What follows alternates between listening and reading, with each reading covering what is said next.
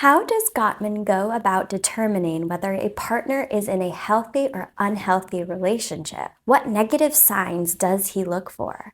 How does he detect their emotion? How does he conclude the overall health of each relationship?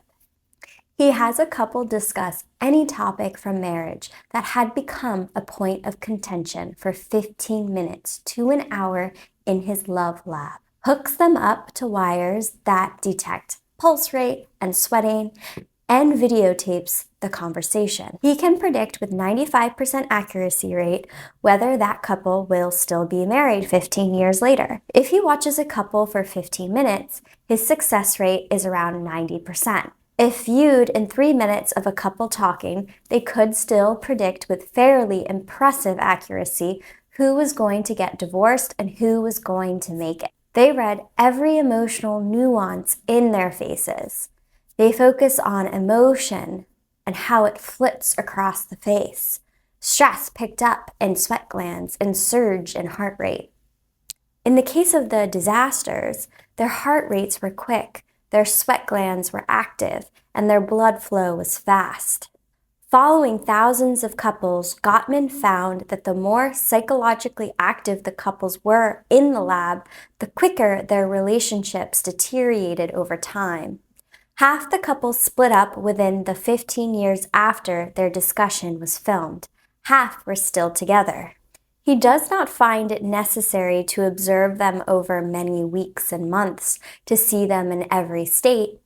Happy, tired, angry, irritated, delighted, having a nervous breakdown. Perhaps if he did this, though, he could see who might be feeding the most arguments and triggering the most fights. And our discussion ends up being translated into a row of 1,800 numbers. Finding the pattern is difficult, so he focuses on finding the 4 horsemen of the apocalypse, which are defensiveness, stonewalling, criticism, and contempt. Contempt is usually displayed through eye-rolling or insults. Contempt affects immune systems.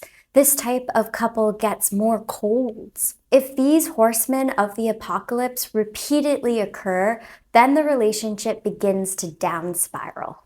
Women tend to be more critical and men stonewall more often. The ratio of positive to negative emotion in a given encounter has to be at least 5-to-1 for the relationship to survive for the long term. Gottman did not need a lab with a coding system to predict divorce for a couple. When eavesdropping on a couple at a restaurant or anywhere else, he uses the technique thin slicing by focusing on the 4 horsemen. If Gottman observes one or both partners in a marriage showing contempt toward the other, he considers it the single most important sign that the marriage is in trouble.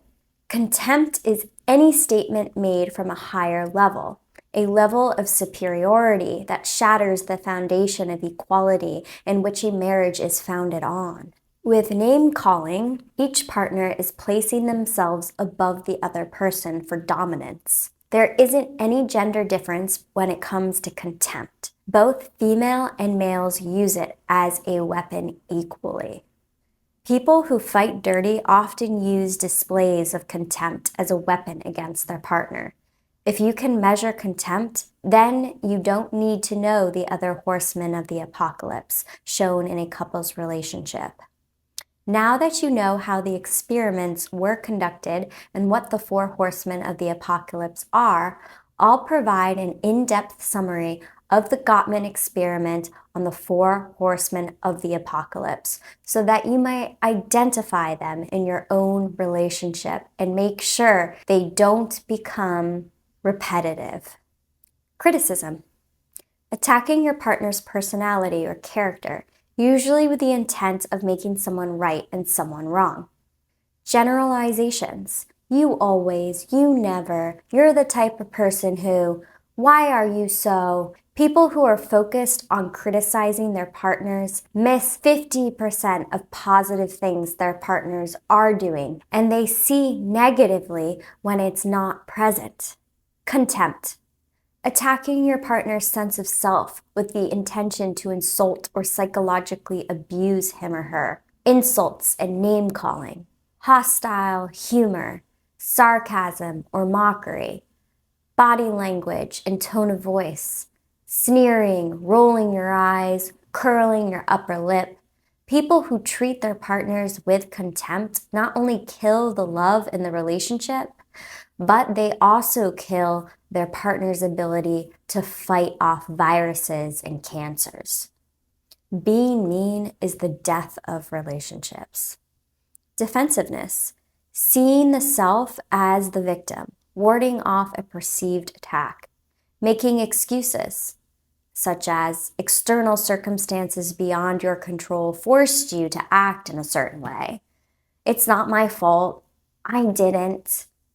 Cross-complaining, meeting your partner's complaint or criticism with a complaint of your own, essentially ignoring what your partner said.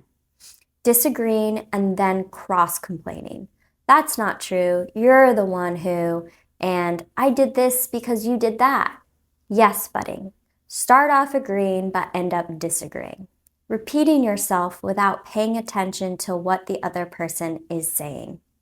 Whining, it's not fair. Stonewalling, withdrawing from the relationship as a way to avoid conflict. Men are more likely to stonewall. People who give their partner the cold shoulder, deliberately ignoring the partner or responding minimally, damage the relationship by making their partner feel worthless and invisible, as if they're not there, not valued.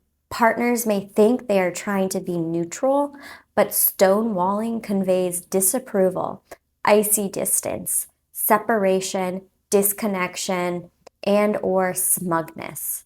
Stonewalling, by giving the silent treatment, can be a way to punish and take control of a situation. It can be used to fight back. Stony silence, changing the subject, removing yourself physically, the silent treatment.